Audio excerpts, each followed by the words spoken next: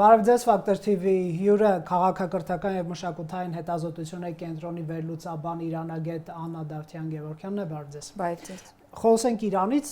նախագահ Թրամփը Միացյալ Նահանգները ասում է, որ Իրանի ղեկավարությունը դիմել է իրեն բանակցելու համար։ Մենք գիտենք, որ Թրամփը նաեւ ասում է, որ ԱՄՆ կարող է միջամտել Իրանի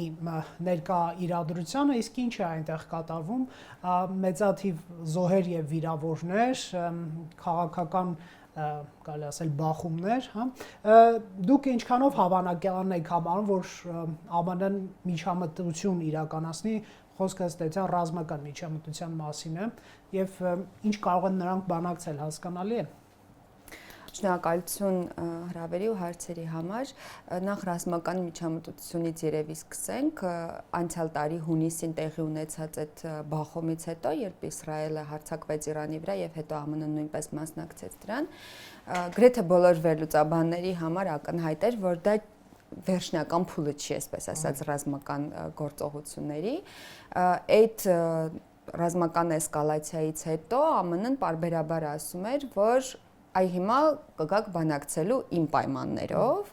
իսկ ինչ է նշանակում այդ իր պայմանները, հատկապես միջուկային ծրագրի հետ կապված, ԱՄՆ-ն պահանջում է, որ Իրանը առհասարակ ուրանի հարստացման վերաբերյալ ծրագիր չունենա։ Նույնիսկ քաղաքացիական։ Եթե քաղաքացիական է նրանց պնդմամբ ծրագիրը միայն, ապա ուրանի հարստացված պաշարներ կարող է Իրանը ներկրել այլ երկրից, օրինակ Ռուսաստանը պարբերաբար հայտնում է իր պատրաստակամությունը վերցնելու արդեն իսկ եղած պաշարները հարստացված ուրանի Իրանից եւ անհրաժեշտության դեպքում մատակարարել։ Բայց Իրանի մոտեցումը ու սրա կողքին իհարկե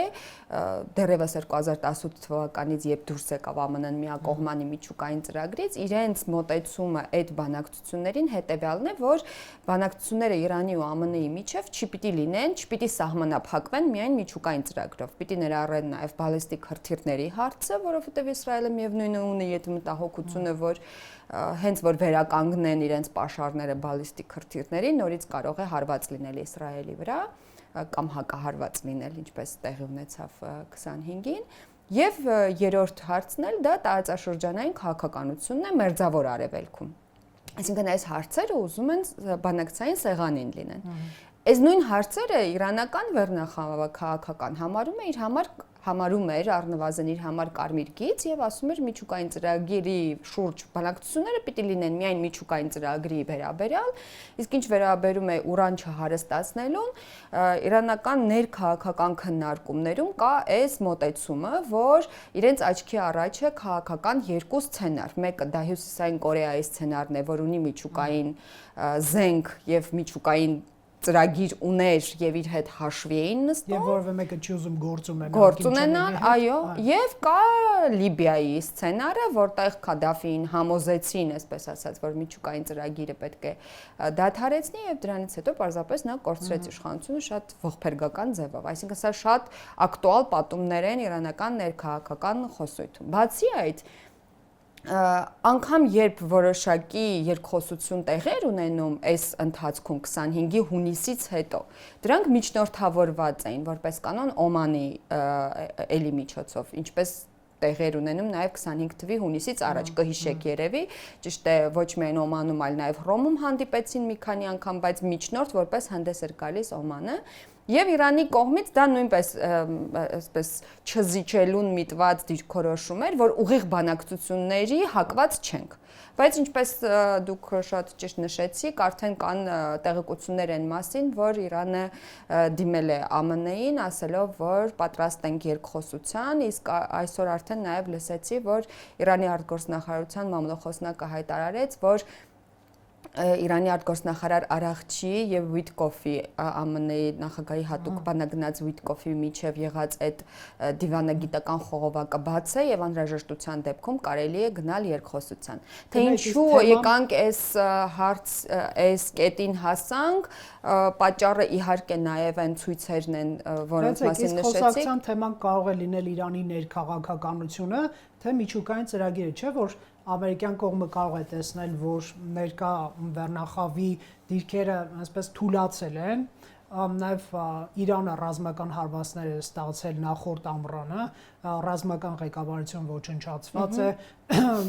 մերձավոր արևելքում իրանական այսպես պրոքսի ուժերը շատ խիստ հարվածներ են կրել, այսինքն սա այն Իրանը չէ, որի հետ միգուցե միջուկային հարցի շուրջ քննարկումներ ունենալ, միգուցե ունենալ քննարկումներ իշխանափոխության խաղաղ անցման վերաբերյալ։ Սա զուտ ես ենթադրում եմ ամերիկյան այսպես քաղաքականությունում այսպիսի մտքեր էլ կարող են ծնվել։ Ինչ եք դուք տեսնում, ինչ սպասել այստեղ։ Շատ տեղին հարցեր են, բայց ես կուզեի ուշադրություն դարձնենք նրա վրա, որ տարիներ շարունակ ձևավորված այս մաքսիմալ ճնշում, առավելագույն ճնշում քաղաքականության արդյունքում գրեթե ամեն ինչ կարող էինք համարել ներքաղաքական Իրանի պարագայում, սերտորեն կապված է դարձել նաև հենց արտաքին քաղաքականության եւ հատկապես ԱՄՆ-ի հետ հարաբերությունների հետ։ Հիմա նույն ցույցերն էլ տարիներ շարունակ եղել են դժգոհություններ տարբեր շերտերի կողմից, վերջին օրերին պարբերաբար հայտնվում են հոդվածաշարեր այն խորագրով, որ ասում է, որ իրանական ռեժիմի վերջը սկսված է, այսպես ասած, ես փորձեցի գտնել, թե վաղ տարեթիվը որն է, որ երբ սկսել են այդպիսի խորագրով հոդվածաշարերը, առնվազն 2009 թվականից մենք ունենք այդպիսի ձևակերպումներ, բայց 2009-ին ցուցարարները դեռևս որտեղ է իմ քվեն լոզունգով էին դուրս գալիս փողոց, այսինքն դեռևս պահանջը ներկա քաղաքական համակարգից էր։ Վերջին տարիներին արդեն քանի գնաց սոցիալական նաև պայմանները, որոնք կապակցված են սանկցիաների եւ այս մաքսիմալ ճնշման հետ, բայց նաև մեծապես կապված են նաև վատ կառավարման հետ, կոռուպցիայի հետ, վստահության բացակայության հետ, առնվազն ավելի ու ավելի նվազող վստահության հետ իշխանությունների հետ կապված եւ այս բոլորը փաստացի ստացվում է, որ դուրս եկած ցուցարարները, երբ պահանջում են փոփոխություններ, այդ փոփոխությունները կլինեն համակարգի ներսում, թե համակարգի փոփոխությամբ, ինքը այլևս նույն համակարգը չի կարող մնալ, որովհետև եթե օրինակ հիմա արդեն ցուցարարներին որ նայում ենք, հավանաբար դուք էլ նկատել եք, որ շատերը առանց գլխաշորի են։ Դա նաև նրա արդյունքն է, որ 22-ից սկսած կոնկրետ գլխաշորի դեմ պայքարեր գնում։ Այսինքն համակարգի իսկ գլխաշորը ինքը սիմվոլ էր նաև համակարգի։ Խոմեյնին ասում էր, որ իսլամական գլխաշորը հեղափոխության դրոշն է։ Հիմա եթե ներքին կյանքում այդ փոփոխություններին գնում է ընդառաջ համակարգը, արտաքին աշխարհում էլ հեղափոխության գլխավոր այսպես առանցքային գաղափարներից մեկը այն է, որ Իրանը բոլոր մուսուլմանների, բայց նախ եւ առաջ բոլոր շիաների պաշտպանն ու պահապանն է եւ այդ դրույթը նաեւ ամրագրված է Իսլամական Հանրապետության սահմանադրության մեջ։ Հիմա եթե քննարկվելու է նաեւ այն հարցը, թե արդյոք ինքը պիտի կարողանա իր պատկերացմամբ առնվազն օգնության հասնել շիային համայնքներին, որոնք կան մերձավոր արևելքում եւ շիա պետություններին, ապա ինքնին համակարգը ֆորմալ առումով եթե մնայել, բովանդակությունը նրա խիստ տարբերվելու է եւ դա անկեղծ ասած արդեն ակնհայտ էր 25 թվականի հունիսից հետո, որովհետեւ էլի եմ ասում, երբ քաղաքական ողջ գաղափարախոսությունը խարսխում ես այդ մենք եւ նրանք, մենք եւ օտարը, այդ դիխոտոմիայի վրա, որտեղ այդ օտարը պարտադիր Ամերիկայի Միացյալ Նահանգներն ու Իսրայելն են, որտեղ բոլոր քաղաքական ելույթները սկսում ես մահ Ամերիկային, մահ Իսրայելին, այդ լոզունգներով եւ դրան զուգահեռ գնալու ես բանակցելու, ընդունելով, որ այս մեկուսացման պայմաններում հնարավոր չէ, որ տնտեսությունն առնվազն չպայթի, սա նշանակում է, որ եւ նաեւ հաշվի առնելով, որ 86 տարեկան երկրի գլխավոր հոգեվոր առաջնորդի փոփոխության հարցը վաղ թե ուշ կանգնելու է, այսպես ասած, դառնալու է խնդիր, քննարկման հարց, այս բոլորը հաշվի առնելով մենք կարող ենք ասել, որ բովանդակային առումով այո, ստատուս քվոն շարունակել, կարծում եմ այլևս հնարավոր չի լինելու։ Իսկ ԱՄՆ-ն իր նշաձողը ինչքան կբարձրացնի, մի հարց է գնալ միջուկային ծրագրի շուրջ բանակցությունների, դա միգուցե Իրանի համար էլ ներկա բեռնախավի համար հրաշալի տարբերակ կլիներ, չէ որ իրենց հետ են բանակցելու, այսինքն իրենց գոյությունը որպես իշխանություն ԱՄՆ-ն ընդունելու է, որ շարունակի բանակցել, այսինքն եթե բանակցության ձևաչափով գնա, կարող են իրենք ենթադրել, որ իրենց հեռացման հարց չի դրվում, հա։ Բայց ԱՄՆ-ի նշաձողը, երբ որ Թրամփը չի բացառում ռազմական հարվածները, կարող է օրինակ նույն Վենեսուելայի սցենարը կրկնվել, ինչքան է հավանական, որ վերջնագիր է ներկայացվում ղեկավարությանը կամ դուք եք հեռանում կամ հեռացվում է։ Մադուրոն էլ հենց այդ ձևաչափով, չէ, ձերբակալվեց եւ ԱՄՆ տարվեց, շաբաթներ շարունակ Թրամփը ասում էր հեռացիր, տարբեր երկրների անուններ էին քննարկում եւ այլն։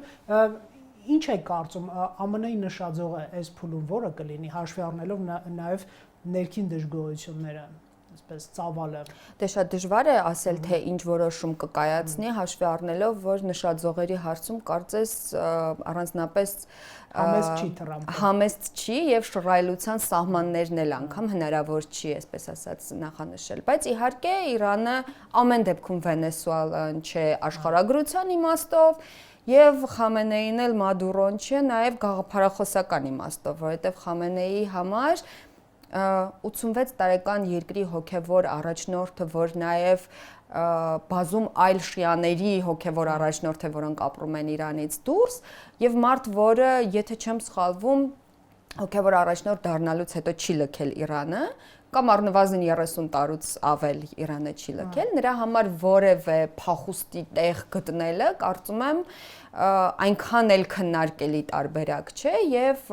նույնիսկ եթե ամենապատային իրավիճակը լինի, շահիդի նման զոհվելը գուցե ավելի նախընտրելի տարբերակ լինի, զուտ նաեւ գաղափարախոսական այս կրոնական իդեոլոգիան հաշվի առնելով, էլի։ Զոհվելու տարբերակը կընտրի, քան փախուստի, դա է։ Ոչ միայն ընտրելու հարցը, այլ նաեւ այն հանգամանքն է, որ Մադուրոին կարող են տանել բանտ նստացնել, բայց երբ կրոնական գործ չի է ստանում որևէ տեղ թեկուզ բանտ նստացնելու տեսանկյունից, նրա ազդեցությունը կրոնավորների վրա չի դադարում եւ նաեւ ռազմավարական տեսանկյունից ես չգիտեմ ինչքանով սա հավանական եւ հնարավոր սցենար են դիտարկում նաեւ ԱՄՆ-ում։ Ռազմական հարվածների դե ուղիղ ասում են, որ դա չեն բացառում, պետք է քննարկել թե ինչքանով է դա հենց հոգեբանական ճնշում, որ գնան բոլոր իրենց զիջումները ընդունեն, պահանջված զիջումները ընդունեն թե ոչ, եւ այստեղ էլի պիտի քննարկենք, որ Իսրայելն ու ԱՄՆ-ն ամեն դեպքում կարող են տարբեր բաներ ուզել։ Իսրայելը ակնհայտ է, որ արդեն տարիներ շարունակ խոսում է նրա մասին, որ իր համար ամենացանկալի սցենարը հենց ռեժիմի փոփոխությունն է եւ նույնիսկ ցանկալի, այսպես ասած, փոխանորդ ունեն, որը Փահլավի արքայազն է, որը ապրում է ԱՄՆ-ում։ Նախորդ բոլոր ցույցերի ժամանակ էլ ինքը բավական ակտիվ էր եւ փորձում էր ցույց տալ, որ ցուցարարների կողքին է, որ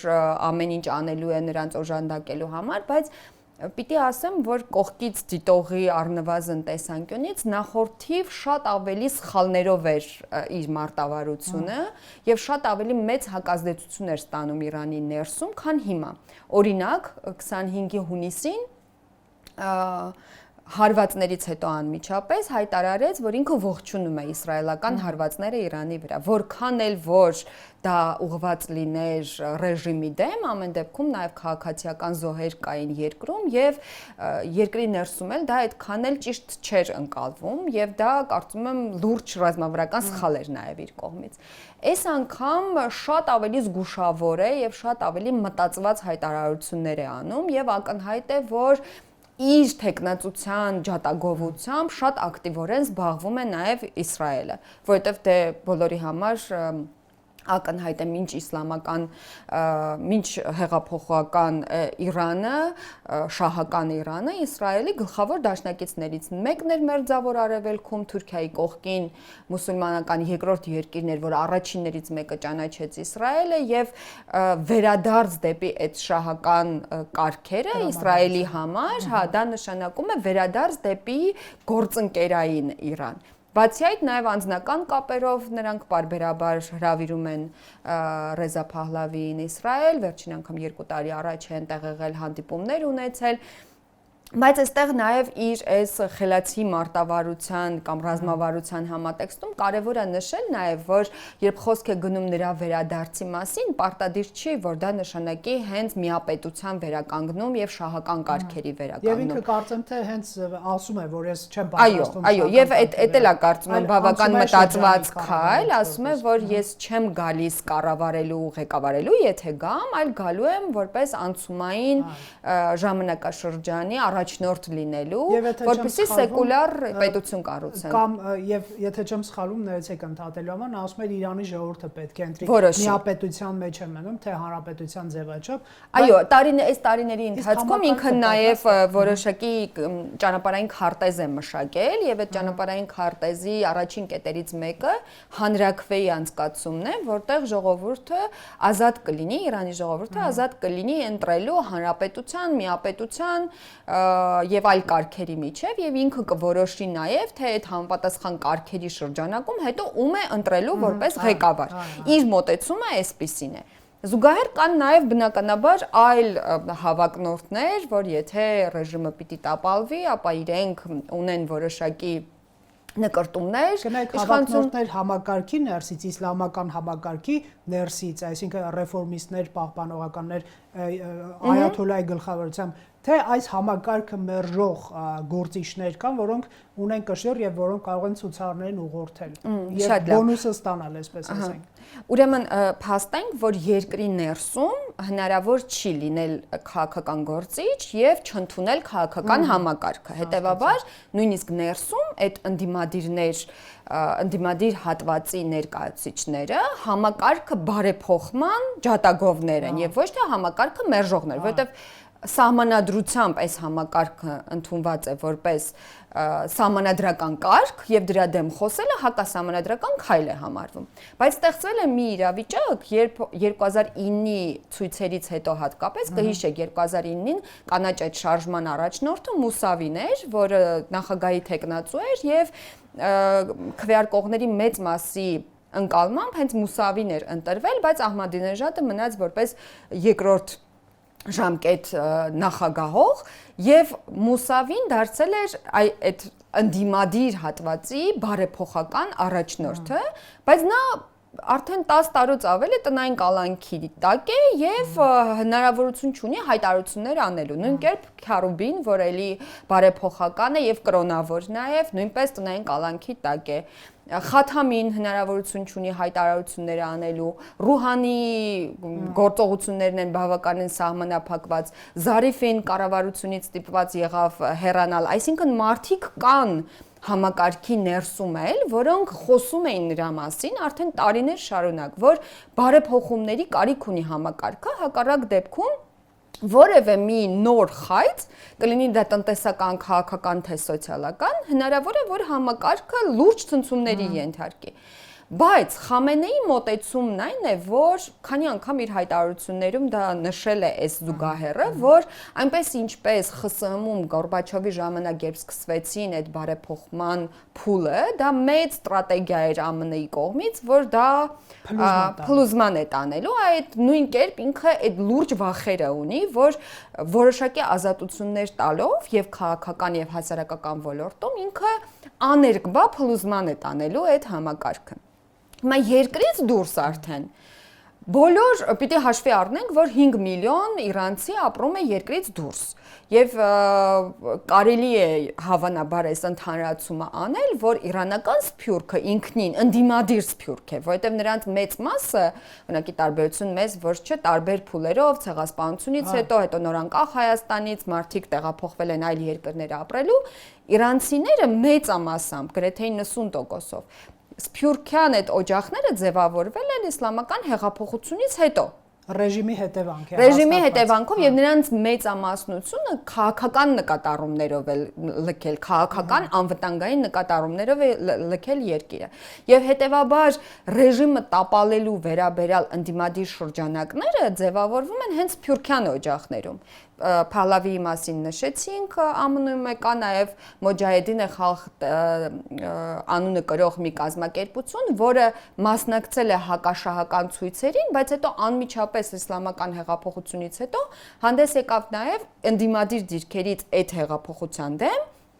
որտեղ շատ ավելի ձախական մոտեցումներ ուներ եւ կարծում էր, որ ինչի համար որ դուրս էին եկել փողոց, դա չի արտահայտվում քաղաքական համակարգում եւ նրանք նաեւ ծայրահեղ միջոցների ընդդիմում մահափորձեր են մի քանի անգամ արել, հոգեվոր առաջնորդ Ալի Խամենեի աջ-ձեռքը պարալիզացված է հենց այդ մահափորձերից մեկի արդյունքում, որ այդ Մոջահեդինը խաղ կազմակերպությունն է արել։ Հիմա իրենք ունեն ղեկավար Մարիամ Ռաջավին, որ Եվրոպայում է բնակվում։ Այս օրերին շատ հետաքրքիր էր հետևել։ Փահլավին գրում էր միջազգային մամուլում հոդված այն մասին, որ ցուցարարները պահանջում են, որ ես առաջնորդեմ իրենց, լսում են իմ հորդորները եւ ես պատրաստ եմ գնալ եւ այդ անցումային առաջնորդը լինել։ Մարիամ Ռաջավին իր հերթին գրում էր հոդված, որ ուշադիր եղեք, ցուցարարները մերժում են ոչ միայն իսլամական համակարգը, այլ նաեւ չեն ուզում վերադարձ դեպի շահական Իրան եւ պետք է ամեն ինչ անել, որ թույլ չտալ, որ այս երկընտրանքը լինի, այսպես ասած։ Այսինքն եւ իհարկե կան նաեւ բազում այլ ձայներ ինտելեկտուալների, մտավորականների, մարդիկ, որոնք եթե ունենային այդ հնարավորությունը գնալ Իրան եւ մասնակցել քաղաքական process-ին, դեմ չեն նաեւ քաղաքական ձևակերպումներ տալ իրենց խոսքին, բայց զրկված են եղել այդ հնարավորությունից։ Հիմա Փահլավին այդ իմաստով է նաև ճիշտ խաղում, այսպես ասած, այս ընթացքում, ասելով, որ երբ բացվի երկիրը քաղաքական նաև իմաստով, երբ բոլոր հնարավոր դերակատարները կարողանան մասնակցել այդ process-ին, հետո արդեն ժողովուրդը ինքը կընտրի։ Բայց մի բան է հայտարարել, թե դու ինչ ես անելու եւ ինչ ես ուզում անել ստանալու համակրանք ցուցարարների կողմից, այլ բան է, թե որքանով է դրա հնարավորությունը այս պահին արկա։ Ինչքան էլ որ մենք ասենք, որ 25-ի հունիսին ԻՀՊԿ-ի վերնախավից 20-ից ավելի բարձրաստիճան պաշտոնյաների, զինվորականների սպանեցին, բայց ԻՀՊԿ-ն դեռևս չափազանց լուրջ կառույց է Իրանի ներսում, շատ ձևակերպումներով ասում են պետություն, պետության մեջ, լուրջ կառույց Իրանի ներքաղաքականության առումով, բայց Իսրայելի եւ ԱՄՆ-ի հետ բոլոր իմաստներով, Իրան-ԱՄՆ հարաբերությունների կոնտեքստում էլ գլխավոր սփոյլերներ է ԻՀՊԿ-ն եւ գլխավոր խափանիչ ուժը կան ձևակերպումներ, որ ասում են, որ այդտեղ ԻՀՊԿ-ի եւ Իրանի հարաբերությունները ոչ այնքան երկրի զինված ուժեր հարաբերություններ են, այլ զինված ուժերի երկիր հարաբերություններ, այսինքն շատ ավելի ուժեղ դերակատար է։ Հետևաբար թուլացած է այդ կառույցը, բայց թուլացած չէ այնքան, որ չկարողանա ազդեցություն ունենալ ցուցարարներին ցրելու վրա մի կողմից, տեսնում եք հավանաբար, ճիշտ է ինտերնետը չկա Իրանում եւ շատ սուղ են այն տեղեկությունները, որ ստանում ենք, բայց ինչ էլ որ ստանում ենք, դրանք երկուստեք հիբրիդային պատերազմ է, որ տեղում նաեւ ցավալիորեն մարդկային հարյուրավոր արդեն կյանքերի կորուստի է բերել։ Իսկ քաղաքացիական պատերազմի վտանգը մեծ է, որովհետեւ ես երբ որ հետևում եմ նաեւ միջազգային, այսպես վերլուծությունների դատողությունների էթնիկ տարատեսակ խմբեր կան եւ դրանք շատ առանձնացված են կոնկրետ տարածքում։ Ենթադրենք քրդերը ավելի արմենյան հատվածներում, ադրբեջանցիները հյուսիսում եւ այլն, տարբեր եւ տեղի, այսպես ասենք, գործիչների հնարավոր է այդպիսի բան, որ որոշակի մասնատում տեղի ունենա ազդեցության գոտիների բաժանվելով Իրանը շատ նմանեցնում է Սիրիային, ինչքանով է դրա հավանականություն, որ եթե կենտրոնական իշխանությունը չի կարողանում այլևս երկրով մեկ պահպանել իշխանությունը, արդեն տեղում խմբեր ձևավորվեն, էթնիկ խմբեր կամ, չգիտեմ, հենց իրանցիներ եւ այլն տեղի ազդեցիկ գործիչները սկսեն խաղի մեջ մտնել եւ որոշակի Իսրայելի տեսանկյունից դա էլ վատ սցենար չի, չէ՞, եթե կենտրոնացված իշխանությունը ոչնչացվում է եւ Իրանում նույն իրաքյան կամ լիբիական սցենարն է, մեկ կառուցված գոյություն ունի, էլի թուլանում է Սիրիականացում, եթե տեղի է ունենում Իրանի, ինչքանով է դա հավանական։ Երևի վերջից կամ ձեր հարցի, արդյոք Իսրայելին օրինակ ձեռնտու կլինի, որ մասնատվի Իրանը եւ քաղաքացիական պատերազմ, բախումներ լինի, այն հանգամանքը, որ Իսրայելը այդքան ջատագովում է հենց Փահլավի վերադարձը, դա ամեն դեպքում խոսում է նրա մասին, որ ամբողջական Իրանը եւ տարածքային ամբողջականությամբ Իրանը շատ ավելի ձեռնտու է Իսրայելի համար։ Դրա օգտին մի փաստարկել կարող եմ բերել Թուրքիայի դերի մեծացումը եւ Սաուդյան Արաբիա, Թուրքիա, Պակիստան առանցքի ձևավորումը հատկապես վերջին օրերին կենտրոնում էլ գործընկերներիս հետ քննարկում էինք եւ Արաբագետ Հայկ Քոչարյանը հատուկ շեշտեց այդ հանգամանքը, որ պետք է ուշադիր լինենք, որովհետեւ Սաուդյան Արաբիա, Արաբական Միացյալ Էմիրություններ կոնֆլիկտ է հասունանում կապված ինչպես Եմենում Եվ ոչ միայն Եմենում, այլ նաև Սուդանում, այլ տեղեր ազդեցությունը լուրջ նվազում է ԱՄՆ-ի եւ Սաուդյան Արաբիան Թուրքիայի եւ Պակիստանի հետ է փորձում այդ առանցքը կառուցել։ Արդյոք սա Իսրայելին ձեռնտու հեռանկար է, իհարկե ոչ։ ԱՄՆ-ի համար նույնպես այնքան էլ ձեռնտու չէ։ Եվ այստեղ Իրանի դերի փոփոխությունը կարող է լուրջ խաղի կանոնները փոխել։ Եվ այս տեսանկյունից էլի եմ ասում, օրինակ Փահլավի այդ ճանապարհային քարտեզի մեջ անպայման այդ տարածքային ամբողջականության հարցը կա։ Օրինակ Մարիամ Ռաջավին, որին հիշատակեցի, ինքը ենթադրում է, որ Իրանի համար շատ ավելի կարևոր կլինի ֆեդերալ ձևաչափը եւ օրինակ որտեղ քրդերը ինքնավարություն կունենան։ Ու եթե նայենք ազգային փոքրամասնությամբ տարածքները այնքան էլ ողջևորված չեն հենց Փահլավի վերադարձով, որովհետև այդ ավելի ցանկալի սցենար է իրենց համար ֆեդերալ կառավարման համակարգը։ Բայց գալով նրան, երբ համեմատում ենք Սիրիայի հետ, հաճախ եմ տեսնում նաև վերլուծություններում այս համեմատությունը, Սիրիայում ամեն դեպքում ալավիական փոքրամասնություն կար շիական, որը իշխում էր սուննի մեծամասնության վրա։ Իրանում շիաները մեծամասնություն են։ Մյուս կողմից էթնիկ բաղադրիչն էլ այդքան շեշտված չի կառավարման համակարգի մեջ։ Ալի Խամենեին ազերիախոս իրանցի է, Փեզեշքյանը, որ ընտրվել է նախագահ, ազերիախոս իրանցի է։ Ուզում եմ ասել, եթե անգամ լինեն նման անջատողական նկարտումներ, դա ավելի շատ կլինի այն պարագայում, եթե այս պահին իրենց պահանջած պահանջները չբավարարվեն եւ քաղաքացիական պատերազմի հավանականությունը մեծանում է նաեւ այն հանգամանքով պայմանավորված, որ ոչ այնքան տարբեր էթնիկ խմբեր իրար հետ կպայքարեն, որովհետեւ մենք չենք կարող ասել, որ օրինակ բնիկ հենց պարսիկները թիկունքն են այս քաղաքական համակարգի, չէ՞, չկա այդ էթնիկ բաժանումը, այլ այն հանգամանքը հաշվի առնելով, որ երկու ուժային կառույց կա առանցքային բանակից զատ կա նաև ԻՀՊԿ-ն։ Այ եթե բանակը ինչ որ մի փուլում անցնի ցուցարարների կողմը, այ դա կլինի արդեն լուրջ վտանգ քաղաքացիական բախումների։ Իսկ մինչ այլոց ԻՀՊԿ-ի գաղափարի հենց ծնունդը կապված էր նրա հետ, որ Խոմեյնին փորձում էր շահի արած սխալներից դասեր քաղի։ Շահը տեսավ, որ արդեն կորցնում է իշխանությունը այն ժամանակ, երբ բանակից արդեն անցան ցուցարարների կողմը եւ անմիջապես երբ իշխանության եկավ, այդ գաղափարը հղացավ իր մոտ, որ պիտի ստեղծի նաեւ մի առանձին բանակ, որը հենց իսլամական հեղափոխության պահապանը պիտի լինի։ Չկա քաղաքացիական պատերազմի վտանգներ։ Չէ, ես շատ մեծ է ռիսկը, բայց ոչ այն ձևաչափով, որ մենք կարող ենք առաջին հայացքից պատկերացնել, որ դա